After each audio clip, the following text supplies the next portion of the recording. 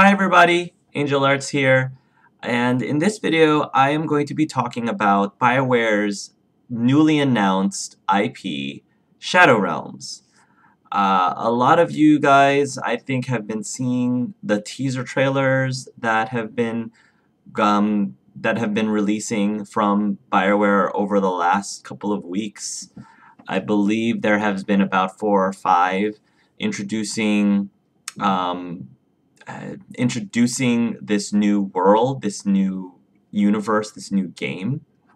And I have to admit, when I was watching through these trailers, they certainly piqued my interest, and they seem to have a much darker flavor than what I'm used to from a Bioware game. It had a very, especially the first one, there was definitely a creepiness factor to these trailers, and I kind of like how the Bioware marketing department has been going about uh, advertising this new video game. It definitely caught my attention and a lot of other people's attention.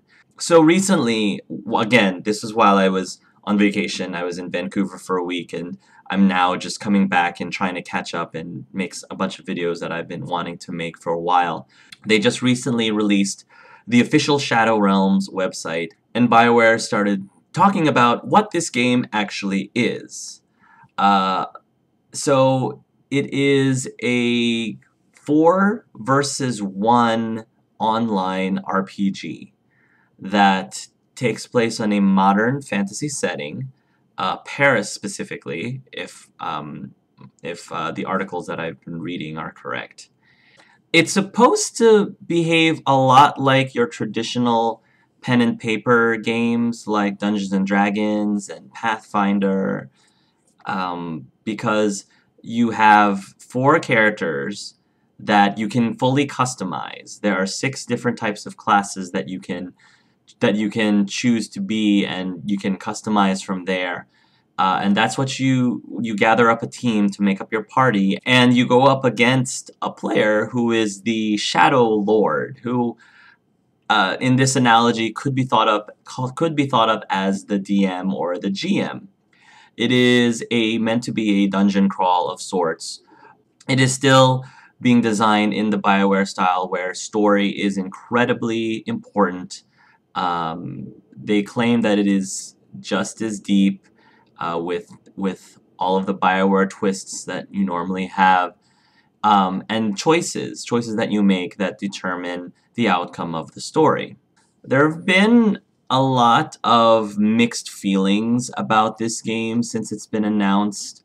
I think one of the concerns that I see popping up a lot is that people are worried that BioWare is going off too far away from what they're good at. I think a lot of people were worried from the get-go. Once they heard online RPG, they were thinking that, oh gosh, like, this story is going to be watered down. You know, BioWare is now more focused on trying to get to the online, MMORPG like community, instead of sticking with the traditional one-player story-rich video games that they're very good at, and have been very good at for many years. So people are sort of worrying that BioWare's kind of selling out, trying to, the whole purpose of this game is to try to be a quick cash cow. I don't know if I necessarily believe that. I feel like BioWare is truly, genuinely trying to try something new.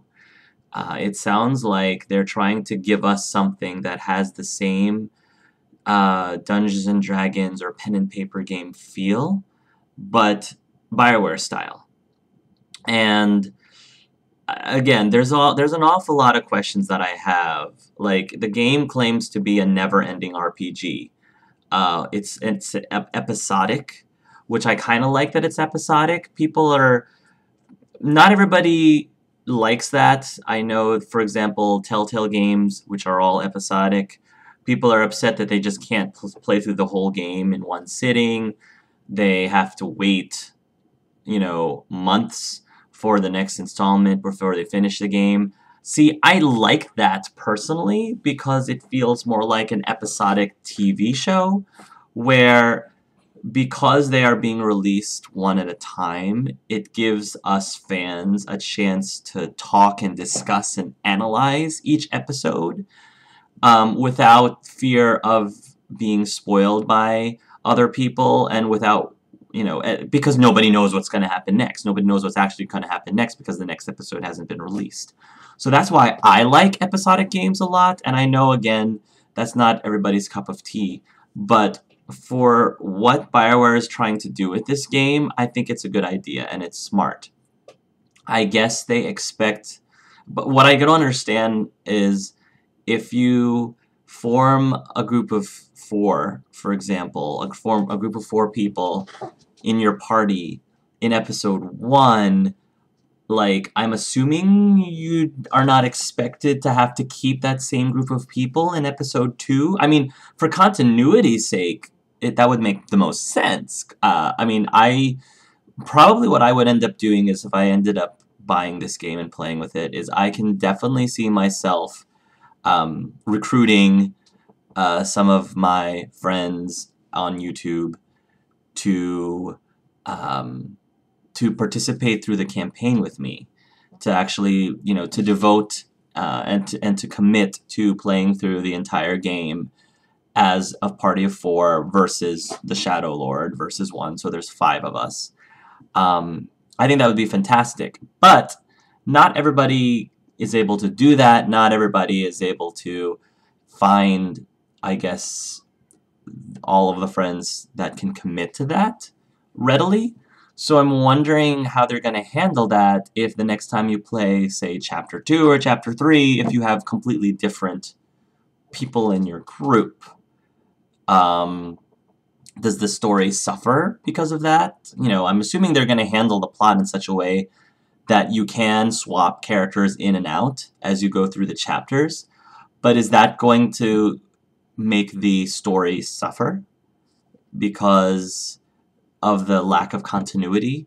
That's the thing that I'm kind of concerned about, and I'm curious about how they're going to handle that. But in my opinion, I think it's a pretty interesting idea. Like, on paper, it sounds really cool. I see what Bioware is trying to do. I see what their vision is for this project. And I am going to reserve judgment until I actually learn more about the game, and probably until I actually play the thing. I mean, the Bioware fanboy that I am, I'm probably going to end up, buying this game just to see how it holds up to its vision. And I'm normally not a big fan of multiplayer games, but since this is a Bioware multiplayer game, I'm willing to give it a shot. And it's not an MMORPG exactly like Knights of the Old Republic was, which is another Bioware game. It feels more like another Baldur's Gate kind of deal with the added DM or GM.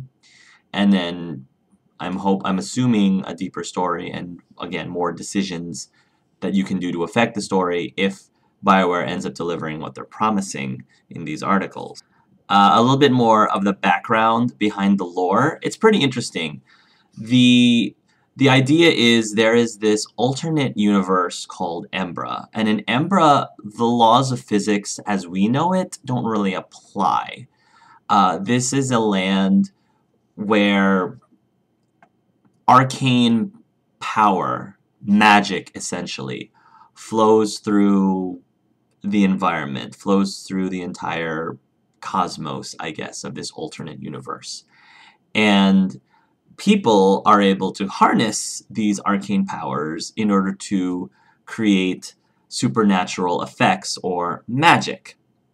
But the problem was, throughout the history of Embra, there have been a lot of civilizations that have risen and fallen. A lot of apocalyptic events have occurred throughout history, Probably because of the corruption of magic, probably because people got a little too bloodthirsty with power, and maybe because of that power, these civilizations ended up destroying themselves.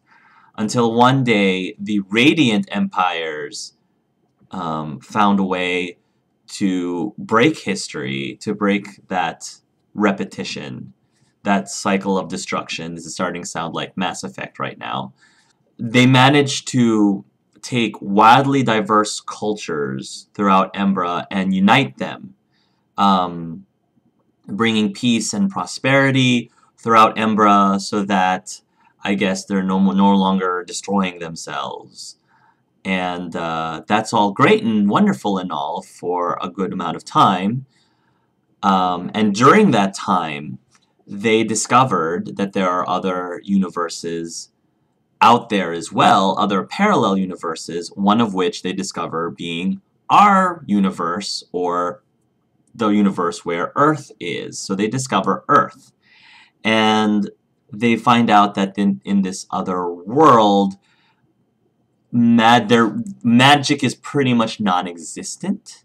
And people who live in the world of Embra have a hard time living in our world because, I guess, because of the lack of arcane magic flowing through the environment. I guess it doesn't, their own bodies, you know, don't or can't really take our world very well. It's a little bit harsh to them, which I found really interesting. A good analogy that Hall Hood wrote down in his article that I thought paints this picture very well is if you think about us discovering the moon.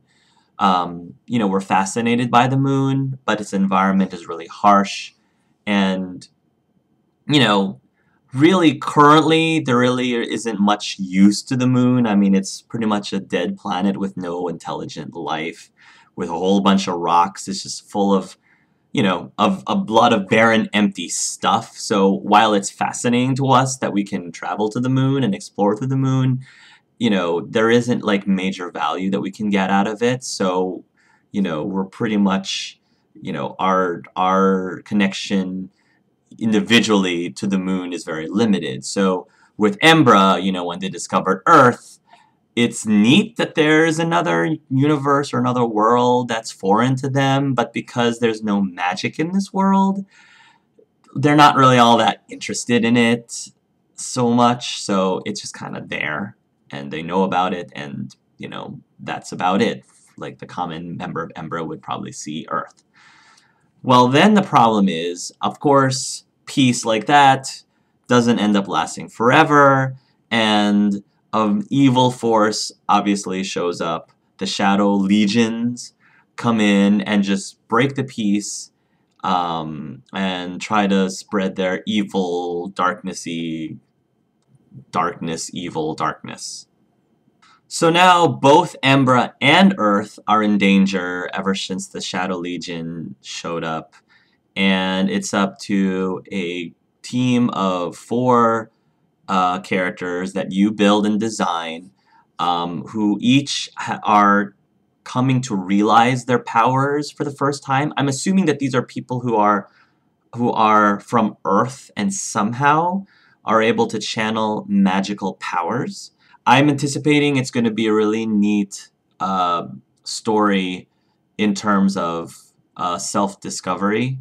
Um, Not only learning about your powers, but coming to terms with your powers, learning how to use your powers, and then dealing with all of the issues that comes with possessing great power, great responsibility with such power. And I always found stories like that really fascinating. I'm not sure if there's going to be some sort of alignment system if you can choose to be good or evil. Because right now all we know it's basically our group versus the Shadow Lords. So again, there's still a lot of questions based around that and based around the gameplay. The different classes that you can be harkens back to a lot of your classical fantasy setting classes. The warrior, the assassin, the wizard, the cleric, yay cleric, the ranger, the warlock. Those are the main six. And then, of course, there's the Shadow Lord. In terms of the gameplay, like I said, it is a dungeon delve of sorts, and you're fighting demons and monsters and working together as a team to do so. Meanwhile, the Shadow Lord is opposing you and is trying to make the heroes lose. And with the Shadow Lord, they play by the same rules, but with better tactical knowledge. But the interesting thing is, unlike traditional pen and paper games like D&D, according to Gabe Amatangelo, who wrote a little bit more about the gameplay of the game, you don't have, as a Shadow Lord, a top-down view where you're clicking on and directing monsters. It's not like Dota in that way, apparently. Basically, they are in the mix with the hero players for the whole dungeon, sharing the same 3D person space and camera. So, and then that Shadow Lord remains invisible to them until they cast a spell, possess a monster, or they choose to reveal themselves. Again, I don't know how that's going to work with the flow of the story. There's just a lot of... I'm just really intrigued by how this is going to work, how this is all going to play out, because I think a lot of people have always dreamed of having a video game that simulated the GM or game master versus bunch of players system. And I don't know, but like I think that if Bioware succeeds in this project, we might end up seeing other games similar to this, which I don't think will be a horrible thing at all if it ends up working, if it ends up doing what Bioware is trying to do, what their goals are. So I think that if it is a success, because on paper it sounds like a really neat idea, if it is a great success, I hope that there will be other games like this. So, again, I am reserving my judgment until I actually experience the game for myself. I'm definitely going to continue following Shadow Realms and learning more about it as much as I can. I don't think they have given an official release date yet. They might have given a year, like 2015 or 2016. But until then, I'm planning on making regular videos talking about Shadow Realms as I'm following this, and hopefully we'll continue seeing appealing stuff. So anyway, put down your thoughts on the Shadow Realms game thus far. I'm very interested in knowing your opinions of some of the information that we've been getting. And we've been getting a decent amount of information. A lot of questions have started being answered, but as I said again, there's still a ton of questions. Anyway, thank you guys again for watching and listening to my musings about the Shadow Realms Bioware game. Hopefully we'll talk more about this game in the future. Until then, everybody, love yourselves and love each other.